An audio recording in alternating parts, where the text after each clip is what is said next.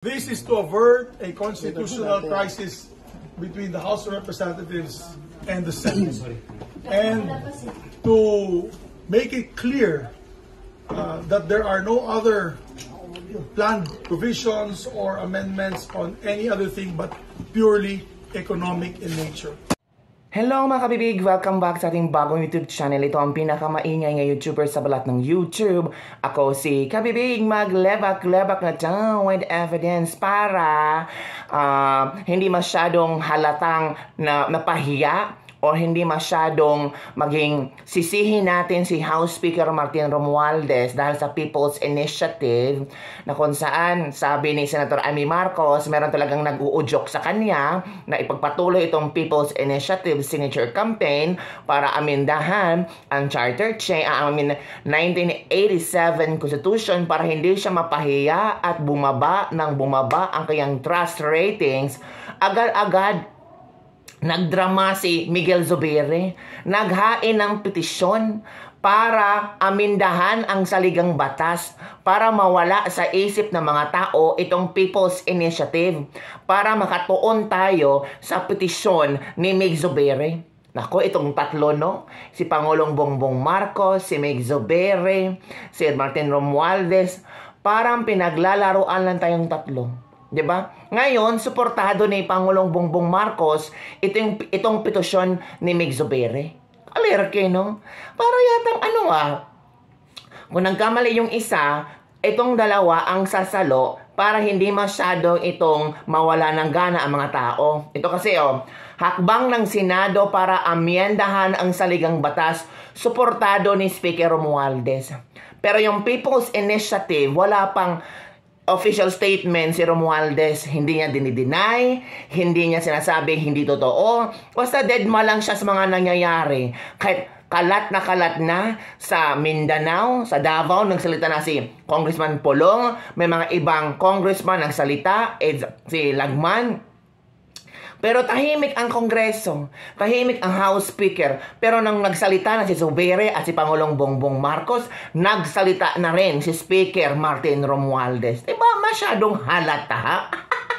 Para yata ginagago tayo ng tatlo, Excuse me, We're talking about here, our 1987 Constitution. Ito, suportado na ni Speaker Martin Romualdez yung petisyon ni Mig Zubiri. Sabi dito, bilang pinuno ng Kamara, inihayag ni House Speaker Martin Romualdez ang kanyang buong suporta sa inisyatiba ng Senado na ihain ang resolution of vote House number 6. Ang RBH 6 ay inihain ni Senate President Juan Miguel Zubiri. For me, inihain agad at ito ni Zubiri. Kasi takot silang mag-alsa ang mga tao. Takot silang masira ang Congress. Takot sila na marami pang sumausaw sa issue. Kasi pag maraming sumasaw sa issue, there's a possibility na maraming taong magagalit ang mag-rally sa kanila. Diba? Iko, bilang pamamaraan, nagpang-amyenda ng 1987 Constitution. Magkaroon ng Constituent Assembly. Particular ang restrictive economic provisions nito. So, focus sila sa economic provisions. At sinuportahan ito ni Pangulong Bongbong Marcos. Ayon kay Romualdez, nasa punto ngayon ang Pilipinas ng transformative economic growth. Kaya't mahalaga na makasabay din ang saligang batas ng pagbabagong global economic landscape. Hindi lamang aniyan napapanahon ang pagbabagong, ngunit kailangan upang mabuksan ang potensyal ng ating bansa. Wow! Kinikilala din niya ang Constituent Assembly, ang paggalang sa demokrasya at participatory process. Pero yung People's Initiative, paggagalang ba yan sa pagkapwa-tao? Paggagalang ba yan sa mga tao na may mga incentives na binibigay? Hay nako mga kabibig, sa March 2023 nang pagtibayin ang Kamara ng RBH 6 para pagpatawag ng Constitutional Convention para amendahan ang saligang batas. O yan mga kabibig, biglang liko si Martin Romualdez. biglang tumahimik sila sa People's Initiative. O ano na ba nangyari sa People's Initiative, Mr. Kabubig? Kumusta na pala yung petisyon ni Senador Amy Marcos sa Senado na imbestigahan ang kung sino man ang mastermind nito? Ay, naku. Maimbestigahan kaya yan? Or baka tatahimik lang yan later on? Kasi eto na, nabago ulit ang istorya dito, oh. 'Di ba? Oh, biglang Martin Romualdez supporting Mig Zubiri. Biglang natabunan ang issue ng People's Initiative after nagsalita si Mig Zubiri at sinabing, oo, Pangulong Bongbong Marcos tutol sa charter change sa pamagitan ng People's Initiative, pero suportado niya ang economic provisions for charter change. O, panoorin ninyo ito mga kabibig. Panoorin nyo to. The President, first of all, and I'd like to thank the President for his comment that the PI is too divisive, and even mentioned news items from the major networks that he watched the night before. At sabi, nagkakagulo na, bakit nagkakaganyan, may bayaran, and he even said na, and I thank the President for this, because he even said na, dati ako senador. Bilang dati senador, hindi din ako papayag na ma-undermine o ma-diminish ang kapangyarihan ng Senado sa pagdating ng usaping bicameralism or bicameral form of government. So maganda po ang direksyon ng Pangulo. And sabi niya sa akin at kay Speaker, sabi niya, why doesn't the Senate take the lead in the discussions of the economic provisions and then you approve your version which the House can adopt? So that was the position of the President. Para hindi na tayo maglalagay pa kung ano-ano pang mga amendments na sa tingin natin ay magagalit ang taong bayan. So, that was quite clear in the meeting, and that's why in the Van de Honor, medyo smiling na po kami ng Speaker of the House at ang Presidente ng Senado, because we were able to resolve that very big issue.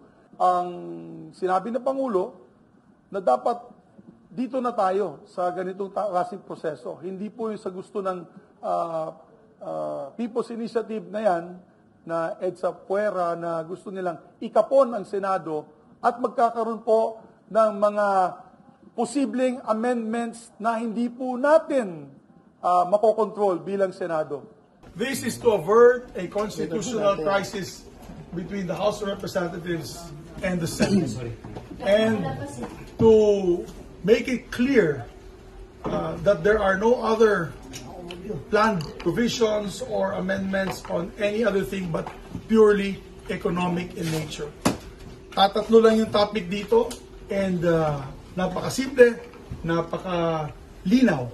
So, ito po ay gagawin natin para sa ganun we preserve the bicameralism of both the House of Representatives and the Senate. And you're appealing to the Speaker to do the same? And or hoping? We're hoping that the Speaker does the same. So that a constitutional crisis can be averted. Thank you, sir. Thank you, sir.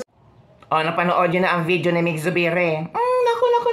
Sabi ng mga ilang netizens, tumututol na lang kasi ang dami nang nagreklamo. Kung hindi pa nagreklamo yung ibang tao tungkol sa People's Initiative na pirmahan na may perang ayuda, ay incentives, ay budol, nako, ipagpatuloy nila yan. Buti na lang may social media para malaman natin kung anong kabalastugan, kababoyan ang ginawa ng mga politiko sa mga tao at sa gobyerno natin. Tumahimik kayo dyan. Paano kayo padrama-drama. Zubiri takes his cue from the President and he says, Senate is independent.